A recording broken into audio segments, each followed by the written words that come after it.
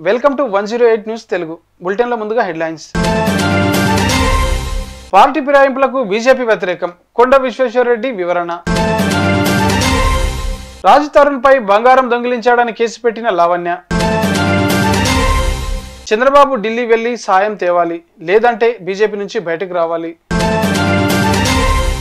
సున్నం చెరువులో కూల్చివేతలను అడ్డుకున్న ముగ్గురిపై కేసు నమోదు.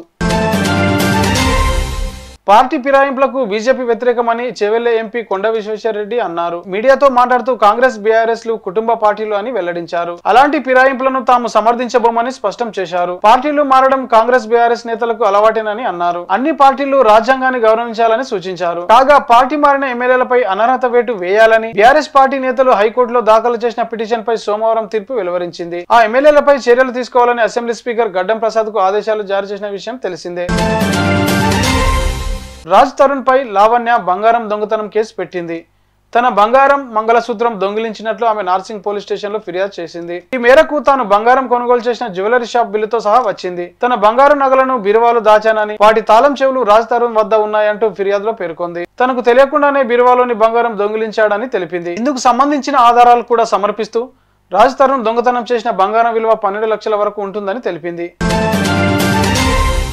ఆంధ్రప్రదేశ్ను అన్ని విధాలా ప్రధానమంత్రి నరేంద్ర మోడీ మోసం చేశారని ఏపీ కాంగ్రెస్ అధ్యక్షురాలు వైఎస్ షర్మిల ఆరోపణలు చేశారు. ఆంధ్రప్రదేశ్ను అన్ని విధాలా ప్రధానమంత్రి నరేంద్ర మోడీ మోసం చేశారని ఏపీ కాంగ్రెస్ అధ్యక్షురాలు వైఎస్ షర్మిల ఆరోపణలు చేశారు. ముఖ్యమంత్రి నారా చంద్రబాబు నాయుడు ఢిల్లీ వెళ్లి సాయం తేవాలని, లేదంటే బీజేపీ నుంచి బయటకు రావాలని సూచించారు. విజయవాడలో వరద ప్రభావిత ప్రాంతాల్లో షర్మిల పర్యటించారు. బాధితులను పరామర్శించి అండగా ఉంటానని షర్మిల ధైర్యం చెప్పారు. వరద బాధితులను పరామర్శించి వస్త్రాలను షర్మిల పంపిణీ చేశారు. సున్నం చెరువులో కూల్చివేతలను అడ్డుకున్న ముగ్గురిపై పోలీసులు కేసు నమోదు చేశారు. ఆదివారం మాదాపూర్ సున్నం చెరువు కేసులో అక్రమ కట్టడాల కూల్చివేతలకు హైడ్రా చేపట్టిన విషయం తెలిసిందే. ఎఫ్టీఎల్ బఫర్ జోన్లలో నిర్మాణాల కూల్చివేతలు ప్రారంభించింది. హైడ్రా కూల్చివేతలను స్థానికులు అడ్డుకున్నారు. పలువురు పెట్రోల్ పోసుకొని ఆత్మహత్యకు ప్రయత్నించారు. విధులను ఆటంకం కలిగించిన వారిపై హైడ్రా సిబ్బంది మాదాపూర్ పోలీసులకు ఫిర్యాదు చేశారు. దీంతో స్పందించిన పోలీసులు వెంకటేష్, లక్ష్మి, సురేష్ అనే ముగ్గురిపై కేసు నమోదు చేశారు. ఇవి ఇవాల్టి బులెటిన్ అప్డేట్స్. మరొక బులెటిన్ తో మీ ముందుంటాను. అంతవరకు keep watching 108 news Telugu. Please subscribe to 108 TV. Subscribe to 108 TV.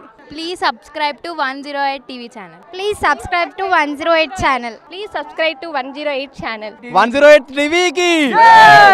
Please subscribe to 108 channel. Please subscribe to 108 TV. Please subscribe to 108 TV. Please subscribe to 108 TV. Please 108 TV follow. Please subscribe to 108 TV channel. Please subscribe to 108 TV. Please subscribe to 108 TV. Please subscribe 108 TV. 108 TV ni follow అవ్వండి. 108 TV ni follow అవ్వండి. Please subscribe to 108 TV.